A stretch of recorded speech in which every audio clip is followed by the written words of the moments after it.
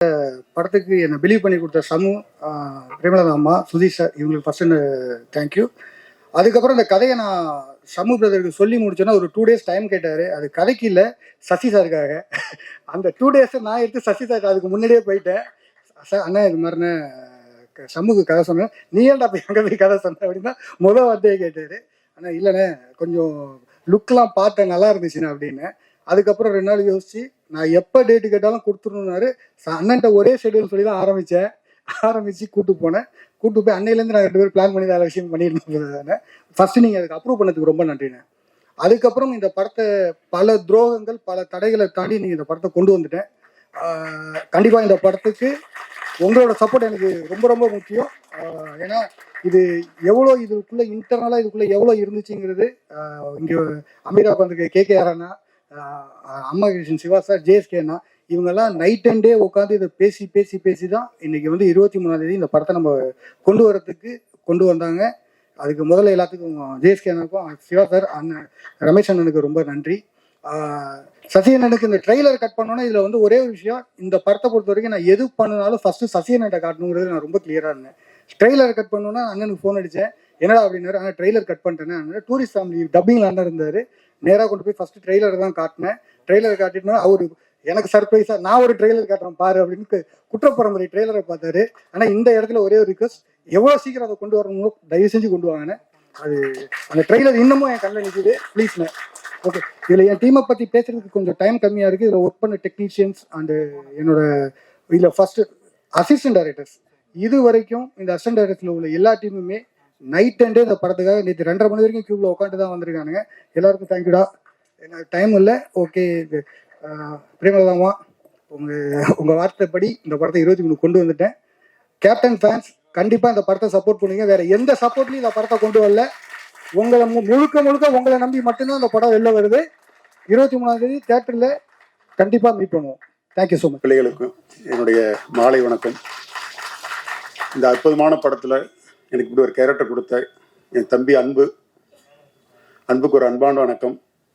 இந்த கேரக்டருக்கு பரிந்துரை பண்ண தயாரிப்பாளர் பரமேஷ் அண்ணன், இவங்க எல்லாத்துக்குமே எனக்குடைய மிகப்பெரிய நன்றி. 35 வருஷமாக நான் டிஸ்ட்ரிபியூட்டராக இருக்கேன். நிறைய படங்கள் நண்பரோட சேர்ந்து கேப்டனோட படங்கள் பண்ணியிருக்கேன். அந்த கேப்டனை பார்க்குற பாக்கியம் எனக்கு கிடைக்கல. அதை நான் ஸ்பாட்டில் பார்த்தேன். நான் அதாவது ஒரு ஷார்ட்டில் போய் இது பண்ணுறதாகட்டும், அந்த கேரவனில் உட்காராம பிரதர் அடிபட்டுச்சா பிரதர் அப்படின்னு பார்க்குற ஒரு பண்பு இருக்கு இல்லையா வந்துட்டு, கண்டிப்பாக எங்கள் ஹீரோ பெரிய உச்சம் தொடுவார், பெரிய நம்பிக்கை வருங்க. இந்த வாய்ப்பு கொடுத்த அனைவருக்கும் நன்றி. அரங்கத்திற்கு வணக்கம், மேடைக்கு வணக்கம். என்ன முதல் வணக்கம் எதுக்கு உங்களுக்கு சொன்னேன்னா, நீங்கள் மனசு வச்சா தான் படம் ஓடும். இப்போ இவங்கெல்லாம் பேசிட்டு போயிடுவாங்க, பட் நீங்கள் தான் போய் அந்த எந்திரத்தை முடுக்கி விடணும். படைத்தலைவன் இந்த டைட்டில் எப்படி உதயமாச்சு என்னன்னு தெரியல. ரொம்ப பேரை ஏங்க வைக்கிற ஒரு டைட்டில். இப்படி பார்த்தாலும் சரி, இப்படி பார்த்தாலும் சரி, இப்படி பார்த்தாலும் சரி, இப்படி பார்த்தாலும் சரி, இப்படி பார்த்தாலும் சரி, கேப்டனுடைய ரசிகர்களா இல்லாதவங்க யாருமே இங்கே இல்லை. நானும் அவரோட ஒரு படம் இயக்கியிருக்கேன். இங்கே பல விஷயங்கள், புது விஷயங்கள் இருக்குது என்கிட்ட சொல்கிறதுக்கு. அவர்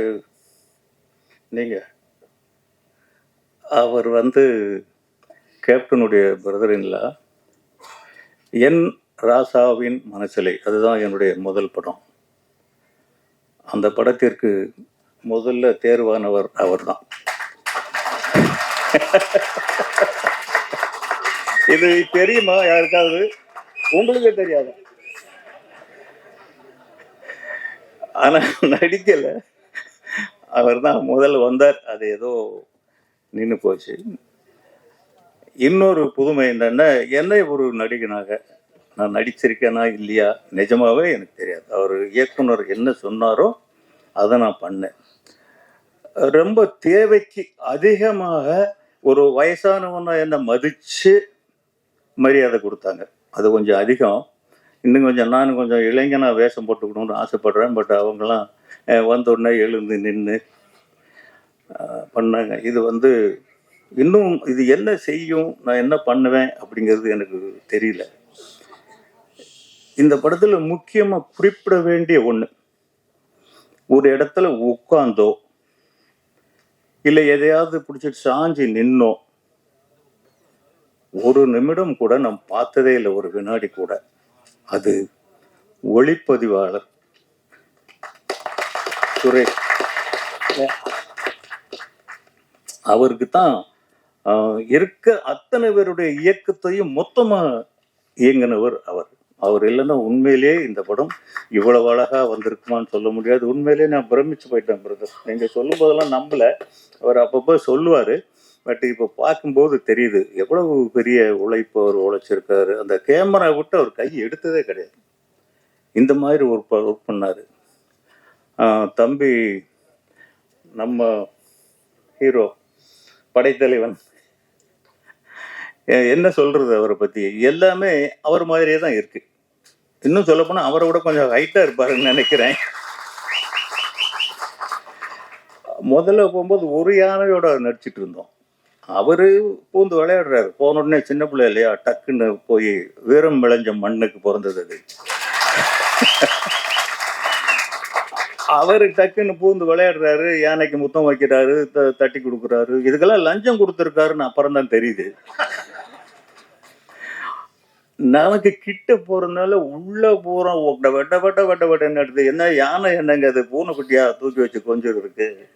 ஆனா அவரு பாஞ்சு இப்ப கட்டி பிடிக்கிறாரு, முத்தம் வைக்கிறாரு, அது கூட உக்காந்துக்கிறாரு. இப்படி போயிட்டு இருந்தா திடீர்னு ஃபைட்டுங்கிறாங்க. போய் பார்த்தாக்க 5 யானை நிக்குது. இப்போ ஒரு ஃபைட்ல நீங்க ஒரு ஷாட் பார்த்துருப்பீங்க, அந்த காலுக்குள்ள இருந்து இப்படி சர்வன் வெளியில வருது. எதை பத்தியுமே அவர் பயப்படவே இல்லை. அது வந்து ஒரு மான்குட்டிகளோட விளையாடின மாதிரி அவர் விளையாடினார். இதுக்கெல்லாம் ப்ராக்டிஸ் பத்தாது. பேசிக்கலி நமக்குள்ள ஒரு ஃபவுண்டேஷன் இருக்கணும். அது கேப்டன் போட்ட விதைங்கிறதுனால தான் அது இருக்கு. இல்லாட்டி இதுக்கு வேற எந்த விதமான ஆதாரம் இருக்கவே முடியாது. யாருங்க போய் யானையோட அந்த அளவுக்கு ஃபைட் பண்ணுவாங்க? புரட்சி தலைவர் எம்ஜிஆர் நல்ல நேரத்தில் நடிச்சார் யானைகளோட.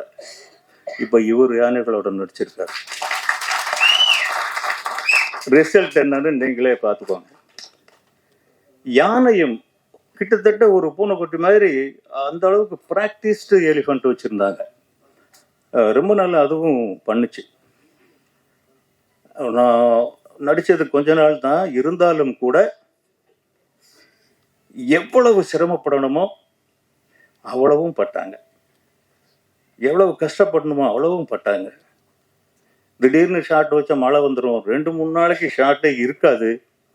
இதுக்கெல்லாம் எவ்வளவு கால்குலேஷன் ஆகும், எவ்வளவு கணக்காகும்னு ஒரு ப்ரொடியூசராக எனக்கு தெரியும்.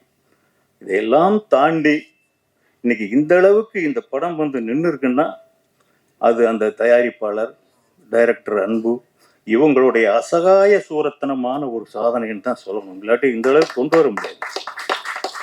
அது இந்த பாலக்காடுங்கிற ஊர், அது நம்ம பூலோக சொர்க்கம் மாதிரி ஒரு ஊருங்க. அதுக்குள்ளதான் ஃபுல் ஷூட்டிங். ஒரு டேமுக்குள்ள தண்ணி குறைஞ்சிருந்தது, அதுக்குள்ள போய் எவ்வளவோ பெர்மிஷன், அந்த இது ஏகப்பட்ட சிக்கல். இப்ப கூட இன்னும் முழுசா தீர்ந்து இருக்காது, இன்னும் கொஞ்சம் இருக்கும். படம் எடுக்கிறவங்களுக்கு மொத்த சிக்கலும் கடைசியில தானே வரும், அது இருக்கும். இதையும் தாண்டி நீங்க ஜெயிப்பீங்க. நம்ம மீடியா எல்லாம் கட்டாயம் இந்த படத்தை பத்தி நல்லா எழுதுவாங்க. நல்லா எழுதுனா இதை விட இன்னும் முக்கியமான ஒரு விஷயம் என்னன்னா, இசை ஞானி இளையராஜா. அவர் இளையராஜான்னு சொன்னே எனக்கு புல்லரிச்சு போச்சு. அதை விட என்ன வேணும் இந்த படத்துக்கு? ஒரு வரப்பிரசாதம். 2 பாட்டு கேட்டோம். உண்மையிலேயே அது சமாளிப்பே கிடையாது. அப்படி ஒரு அழகான பாட்டு 2 கொடுத்துருக்காரு. இன்னும் எத்தனை பாட்டு மொத்தத்துல? 3, இன்னொன்று தான் இருக்கான். அதை காமிக்கல, அதையும் காமிச்சிருக்கலாங்க. 3 பாட்டு ரொம்ப நல்லா இருக்கு. இளையராஜா ரீரெக்கார்டிங் நீங்க சொல்லவே தேவையில்லை. இது ரீரெக்கார்டிங் படம். பிச்சு பெடல் எடுத்திருப்பாரு. நீங்கள்லாம் இருக்கீங்க, படத்தை காப்பாற்றுவீங்க நம்பிக்கை இருக்கு, உங்களெல்லாம் நம்பி நாங்கள் நடிக்க வந்திருக்கேன் அப்படின்னு சொல்றாங்க. எங்களை காப்பாத்துங்க. இந்த படத்துக்கு இன்வெஸ்ட் பண்ண ப்ரொடியூசரை காப்பாற்றுங்க, அந்த இயக்குனரை காப்பாற்றுங்க.